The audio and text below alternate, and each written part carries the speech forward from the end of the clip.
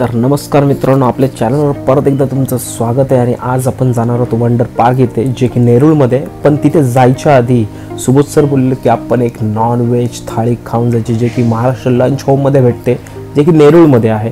तर आम्ही पहिली थाळी मागवलेली आहे, ती म्हणजे बोंबील थाळी। अप्रतिम थाळी आहे।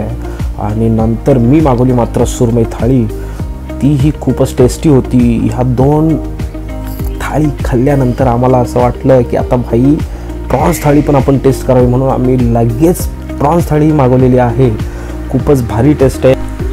तर नक्कीच तुम्ही महाराष्ट्र लंच होमला व्हिजिट करा आणि तिथे अप्रतिम जेवल्यानंतर तुम्ही वंडर पार्कमध्ये येऊ शकता। आणि मात्र इथे तुम्ही 2 वाजता या, कारण का लाईन खूप मोठी असते आणि आम्ही लाईनमध्ये थांबलेलो आहोत। आणि तुम्ही पाहू शकता डाव्या साईडला बोर्ड आहे, जिथे सर्व लिहिलेलं आहे की मोठ्या माणसांसाठी 50 रुपये, लहान मुलांसाठी 40 रुपये, आणि हायटेक राईड आहे त्यांचे 50 रुपये, आणि लहान मुलांचे जे राईड आहे त्यांचे 25 रुपये। आणि आपली एंट्री फी तिकीट आहे 50 रुपीज। हे 50 रुपीजचं एंट्री फी तिकीट काढून आम्ही आतमध्ये आलेलो आहे। आतमध्ये आल्यानंतर डाव्या साईडला इथे जे बॅरिगेट लावलेले आहेत त्याच्यात तिथे आपल्याला प्रत्येक राईडचे तिकीट काढायचे आहेत अगोदर, त्यानंतरच तुम्ही आतमध्ये जाऊन राईड करू शकता। आणि उजव्या साईडला मीन्स राईट साईडला फूड कोर्ट आहे, जे की खूपच मोठं आहे। पण आपण आता मात्र महाराष्ट्र लंच होममधनं खाऊन आलेले, तर मात्र आपली भूक झालेली आहे। तर थोडासा निवांत घेण्यासाठी आम्ही जागा शोधत आहे। आणि स्वच्छता मात्र अप्रतिम आहे। इथे मोठं तलाव आहे, थोडंसं पाणी कमी आहे। तर तुम्ही पाहू शकता परिसर मात्र खूप शांतता आहे। आणि थोडासा आराम केल्यानंतर आम्ही आता चालू केलेले आहे हे पार्क फिरण्यासाठी। तर तुम्ही मोठा असं स्टेडियम, जे की पाहू शकता इथे जे आहे मध्ये, कुणाला जर काही इव्हेंट्स करायचे असतील, कुणाला काही शो करायचे असेल, डान्स करायचा असेल, सिंगिंग करायचं असेल, तर इथे करू शकता।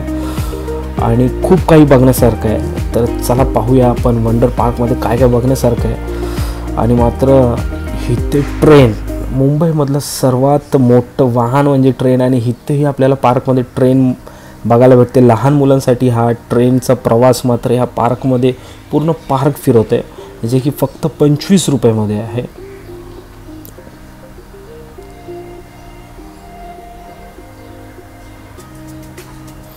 त्यानंतर ट्रेन बघितल्यानंतर आपल्याला हा ब्रिज दिसत आहे, जिथे की चांगली फोटोग्राफी करू शकतो। ब्रिज संपल्याच एक भला मोठं तलाव लागते। या तलावामध्ये बऱ्याच प्रकारचे मासे आणि बदक हे आपल्याला पाहायला मिळतील। तर आपण ट्रेनची पहिली राईड बघितल्यानंतर ही आहे दुसरी राईड, जी की लहान मुलांसाठी आहे। आणि खरंच जर तुम्ही फॅमिलीसोबत प्लॅन करत असाल संडे वन डे ट्रिपसाठी, तर नक्कीच तुम्ही वंडर पार्कला व्हिजिट करा, जे की नेरूळमध्ये आहे। आणि लहान मुलांसाठी व्हरायटीज ऑफ गेम्स ह्या पार्कमध्ये आहेत। एकदा का बाई लहान मुलांना तुम्ही इथे आणून सोडलं, बास संध्याकाळीपर्यंत त्याला काही बोलायचं नाही आहे। ही आहे तिसरी राईड, जी की आहे हेलिकॉप्टर राईड, ही लहान मुलांसाठी आहे।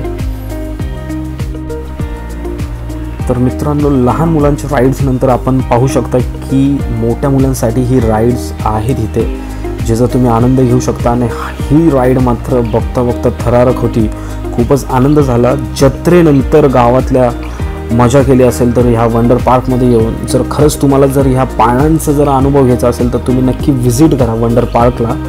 आणि शेवटची राईड आहे ती आहे आपला आकाश पाळणा। ह्या आकाश पाळण्यामधून पूर्ण आपल्याला हा पार्क दिसतो आणि खूपच खतरनाक नजारा पाहायला मिळत आहे। आणि इथे तुम्ही आल्यानंतर आपल्याला 7 वंडर्स याची प्रतिकृतीही पाहायला मिळतील। सो आपल्याला ज्यांना कुणाला पॉसिबल नाही की 7 वंडर्स कसे दिसतात याची जर प्रतिकृती पाहायची असेल, तर परत एकदा तुम्हाला सांगते, नक्की वंडर पार्क नेरूळ इथे व्हिजिट करा। सो या पार्कचं एक्झॅक्ट ॲड्रेस आहे नेरूळ ईस्ट सेक्टर 19A, जे की नेरूळ स्टेशन आणि सीऊड स्टेशनपासून जवळ आहे। आणि नेरूळ आणि सीऊड स्टेशनला उतरल्यानंतर तुम्हाला ऑटो आणि बस इझिली अवेलेबल आहेत। या पार्कचं टायमिंग आहे सकाळी 6 ते दुपारी 12 आणि दुपारी 3 ते रात्री 9 वाजेपर्यंत। आणि 2 व्हीलर आणि 4 व्हीलर जर तुम्ही घेऊन येत असाल तर पार्किंग ही अवेलेबल आहे। सो बाकीची इन्फॉर्मेशन मी डिस्क्रिप्शन बॉक्समध्ये दिलेली आहे। आपल्या चॅनलला लाईक आणि सबस्क्राईब करायला विसरू नका। आणि या वंडर पार्कला नक्की व्हिजिट करा।